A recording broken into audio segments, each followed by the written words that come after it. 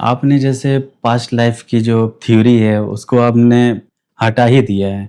लेकिन अगर कर्म को उस परिप्रेक्ष्य से समझना चाहें, तो लोग कहते हैं कि जन्मों-जन्मों से हमारे कर्म बनते हैं और जैसे हमारे वर्तमान में जो हम कर रहे हैं, वो हमारे पास्ट लाइफ के कर्मों से डिसाइडेड है।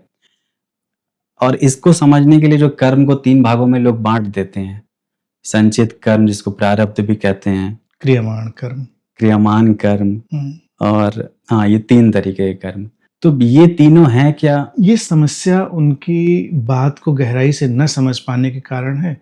बाँट कर और ये बात कहकर कि संचित, प्रारब्ध और क्रियमाण बात लगता है कि बड़ी गंभीर कह दी गई, लेकिन बात अभी हल नहीं हुई।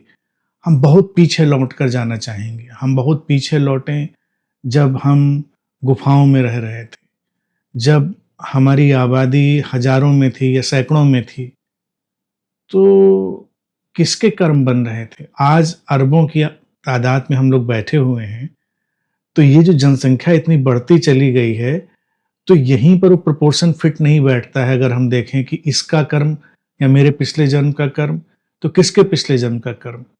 ये प्रोपोर्शन तो कहीं फिट ही नहीं बैठता, हुँ, लॉजिकली नहीं फिट बैठता। अगर मान लीजिए हम पिछले लौटते चले जाएँ, तो हम बिल्कुल आदिमानव की तरफ लौट जाएँगे, केवमैन की तरफ, तब तो हज़ारों में ही संख्या थी। तो ये अरबों वाली संख्या में कहाँ वो फिट बैठ रहा है? वो नहीं फिट बैठ रहा।